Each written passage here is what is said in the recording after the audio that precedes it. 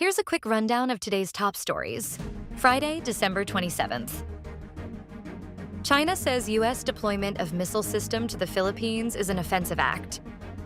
China, on Thursday, December 26th, hit the deployment of the U.S.'s mid-range capability missile system to the Philippines, claiming that such move is an offensive act that supposedly stirs up trouble in the region.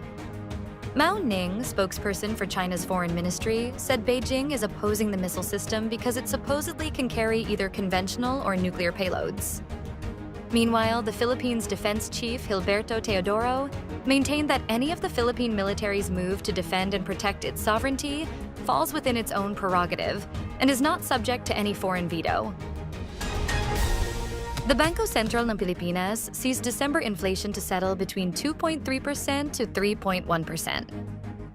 Despite potential price increases in some sectors, the Bangko Sentral ng Pilipinas anticipates that the rate of increase in consumer prices will remain controlled and within the desired range this month.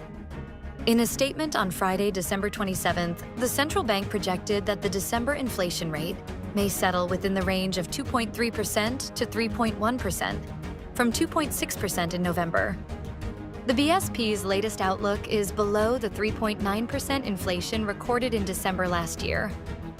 If realized, the country's full-year inflation would average 3.2%, well within the Marcos administration's target of 2 to 4% for 2024. Good news for drivers as oil prices are expected to roll back next week. After a streak of increasing prices over the holidays, fuel prices are expected to ease before the start of the new year. Analysts expect that by next week, gasoline prices could drop by 30 to 60 centavos per liter, while diesel prices could fall by 20 to 55 centavos per liter. Kerosene could also see a potential rollback of 80 to 90 centavos per liter.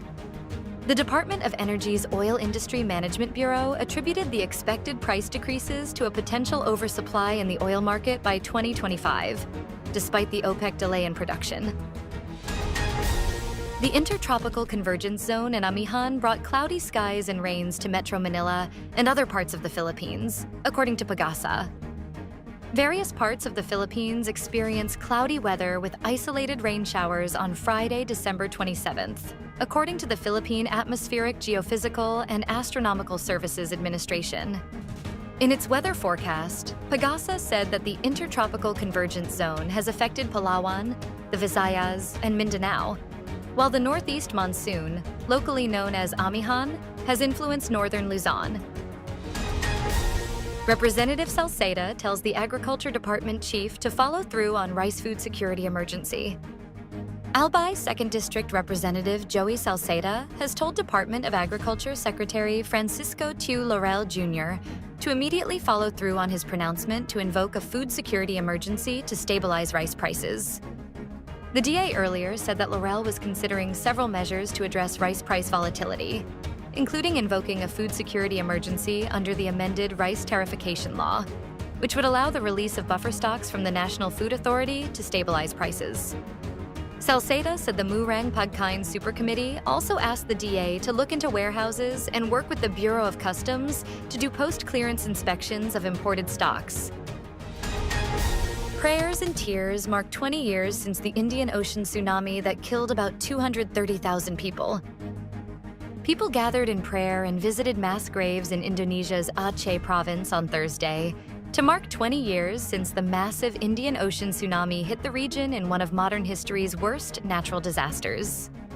Many wept as they placed flowers at a mass grave in Ulele village, where more than 14,000 unidentified tsunami victims are buried.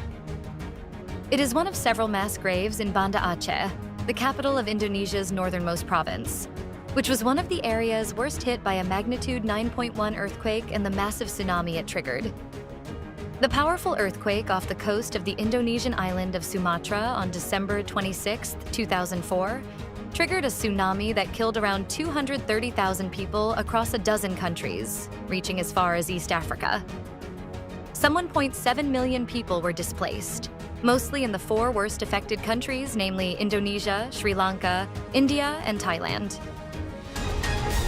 Judy Ann Santos shines in Chito Roño's horror masterpiece Espantaho. Judy Ann Santos, the beloved and award-winning actress, takes center stage in Chito Roño's highly anticipated horror film Espantaho as its lead actress and co-producer.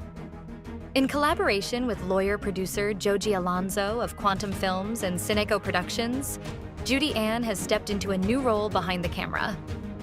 This move has deepened her appreciation for the intricacies of filmmaking. Joining Judy Ann in Espantaho is a powerhouse cast of industry veterans, including Lorna Tolentino, Janice de Belen, Chanda Romero, Mon Confiado, Tommy Abuel, JC Santos, and the versatile Eugene Domingo. Stay updated with the latest news. Visit our website at www.mb.com.ph or follow us on social media. Thanks for tuning in to the Manila Bulletin.